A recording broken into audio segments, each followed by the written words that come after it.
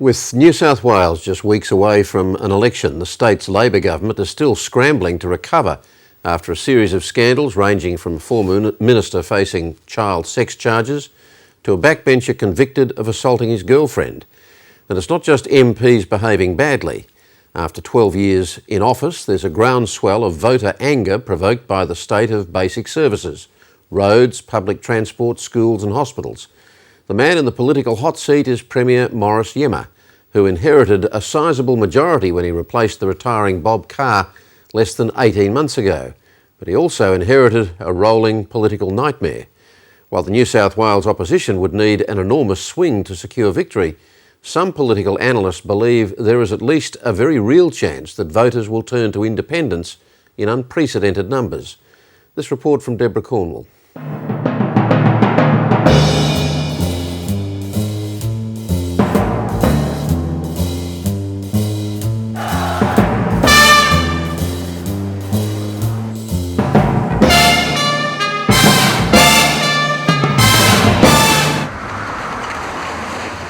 It has been an amazingly rich load of ratbaggery, not on the periphery of the government, but inside cabinet. It says a lot about the state of New South Wales politics when churning effluent makes for a golden photo opportunity.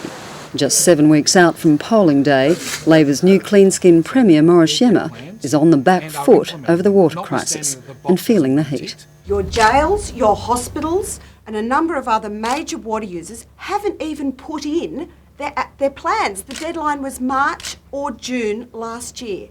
That's just hopeless, isn't it? And the job of ensuring that the work takes place, proceeds. He does look on occasions exhausted and a bit overawed by the extent of the problems that are confronting the state.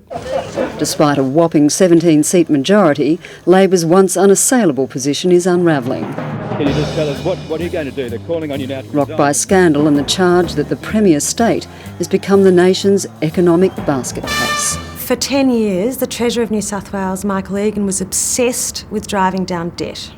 So New South Wales lived on the money that came in through this massive property boom, but in the process they spent nothing. And so we're left with that legacy.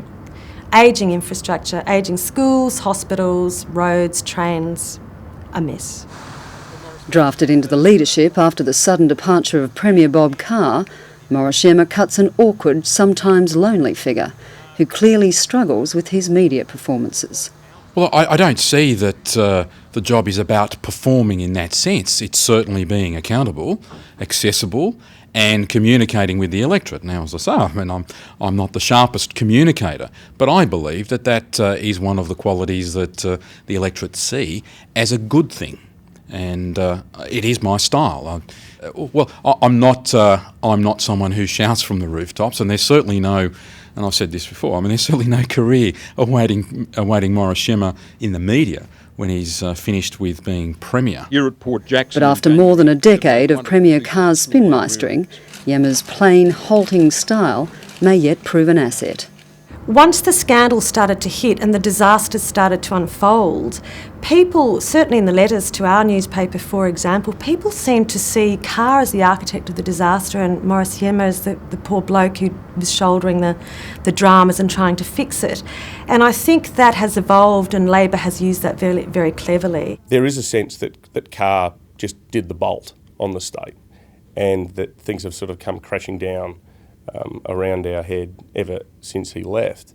In a perverse way, that's probably the best thing that Morris Iemma's got going for him, because he's basically walking around Sydney, walking around New South Wales wearing his metaphorical "I'm not Bob Carr" t-shirt. How tricky has that been for you, effectively disowning the man who led the party for 17 years? The day I became Premier, I assumed responsibility.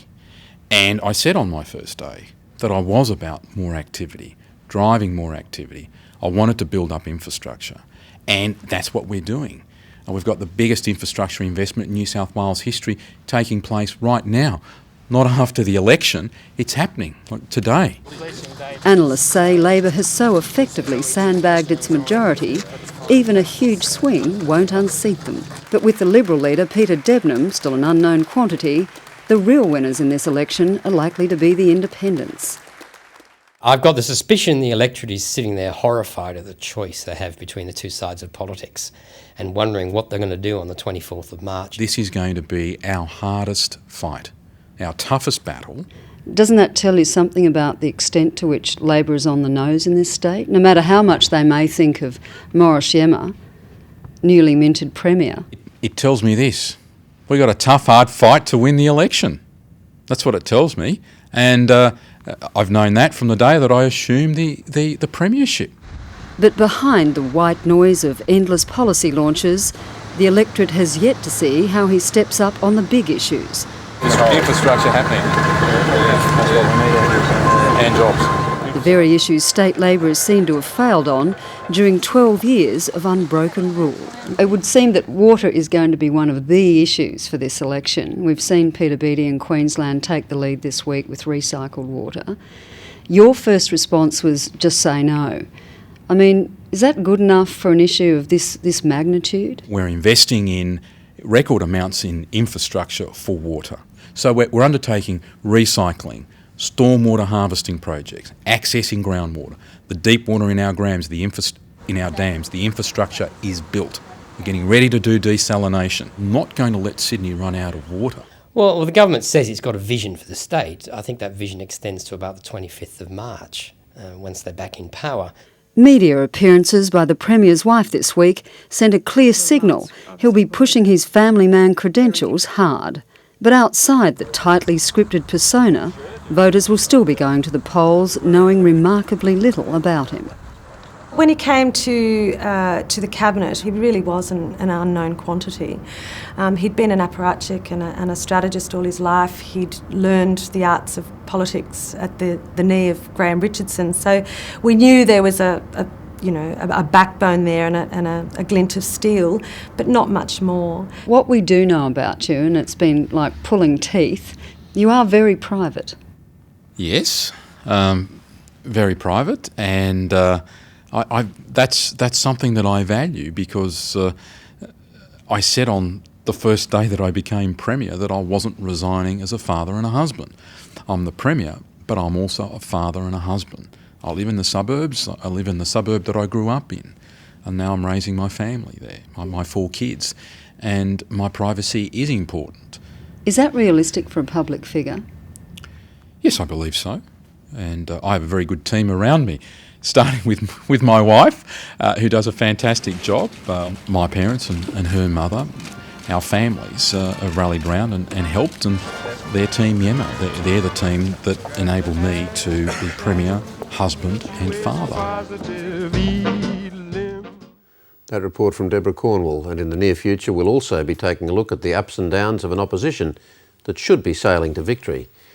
It's a seemingly impossible mission.